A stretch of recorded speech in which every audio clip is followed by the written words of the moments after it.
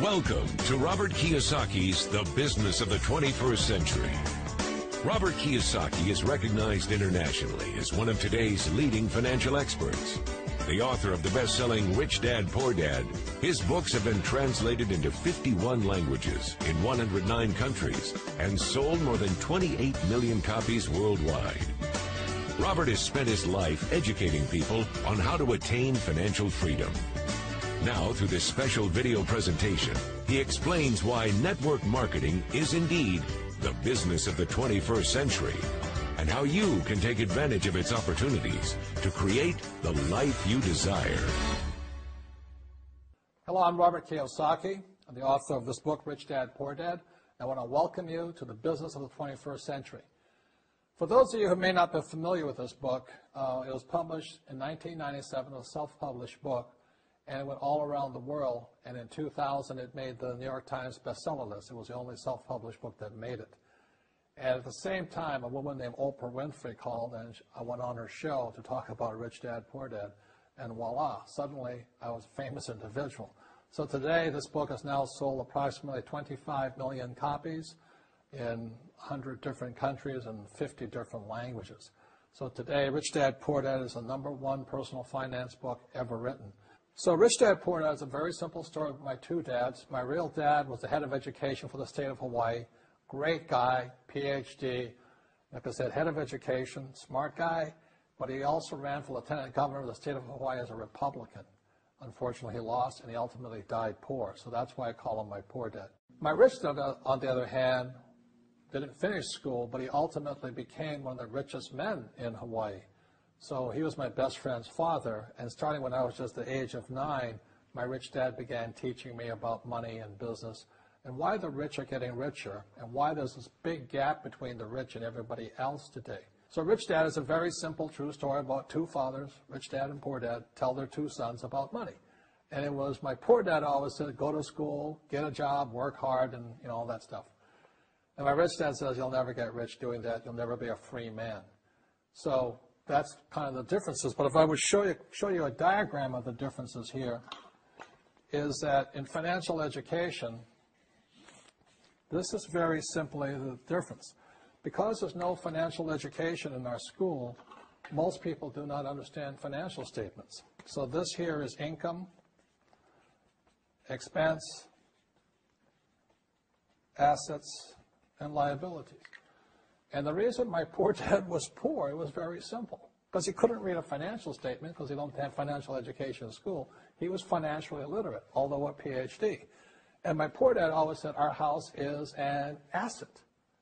And my rich dad said, your father may be well educated, but he can't tell assets from liabilities. So very simply, my rich dad said to me, assets, whether you work or not, put money in your pocket. So when a banker looks at your financial statement, the banker looks at this and says, oh, you have assets and you're putting money in your pocket. And if you look at your house, it's really a liability because every month it takes money from your pocket. Now I can hear people say, well, it's, I don't have any debt on it, but still every month you have insurance, you have upkeep and expenses to it. So very simply, the reason I'm a rich man today was I knew the difference between assets and liabilities. And I get richer and richer because every year I add more assets to my balance sheet here. And so that's one of the biggest differences. And as my rich dad often said to me, he says, son, my banker has never asked me for my report card. My banker wants to see my financial statement because it's your financial statement that shows how high your financial IQ is. How smart are you with money? If you're very smart with money, the banker will give you as much money as you want because you know how to make money with money. If you're not very smart about money, all the banker will give you is a credit card and a home loan. So those are some of the differences between my rich dad and my poor dad. And if you stay tuned, you'll find out how you too can create assets instead of liabilities. Because if you're going to survive in the 21st century, you need more assets than liabilities. The next thing I want to cover with you is one of the most important lessons my rich dad gave me, and it was called the cash flow quadrant. And what my rich dad explained to me is that there's 4 people in business. One are E's, employees. S stands for small business, self-employed, or specialist. B stands for big business, and I stands for investor. And the thing of note here is that most people who go to school are programmed for the E and the S side. For example, it was my poor dad who always said to me, son, go to school so you can get a nice, safe, secure job. And so my poor dad wanted me to be an employee. And since the time I was a kid, get a safe, secure job, steady paycheck, and benefits. Okay? I didn't want to be an employee. And I said, Mom and Dad, I want to be a rich man. And I fight with my dad. So my mother finally said, son, if you want to be rich, my mother was a registered nurse. And she said, if you want to be rich, the richest people I know are doctors. So my mom wanted me to come over here, be a specialist or a small business person. I said, there's only one problem with that, Mom. Doctors are really smart. And she says, you got a good point there. I'm not going to be a doctor. So I went to school. I have a Bachelor of Science degree. I can drive ships and I can fly planes. I flew for the Marine Corps.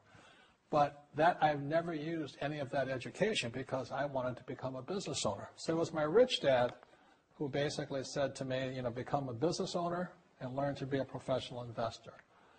So one of the big differences here between these people is that it's called taxes. See, in 1943, in the U.S., the federal government passed a law that said employees had to pay tax before they got paid. So when you get your paycheck from your employer, you open it up, and voila, the government's always taken a sizable chunk of it. And the harder you work and the more money you make, the more money they take from you. So that's why it's not that good to be an employee, because you can never get ahead, because the more you work, more money you make, the greater they pay in taxes. Now, the doctors and lawyers and attorneys, accountants were all laughing, saying, oh, these guys, they're getting paying a lot of taxes. So naturally, the federal government changed the laws again. So in 1986 in the U.S., a thing called the 86 Tax Reform Act, and it basically took a lot of the benefits away from people who are self-employed, small business, doctors, and lawyers. So today in America, unfortunately, these guys pay the highest percentage in taxes. It is tragic. And a lot of people think they're investors, but what they're really doing is they're just giving their money to people like mutual funds, companies, and all that. So they're investing, but they're not really investors. See, the big tax breaks are on this side.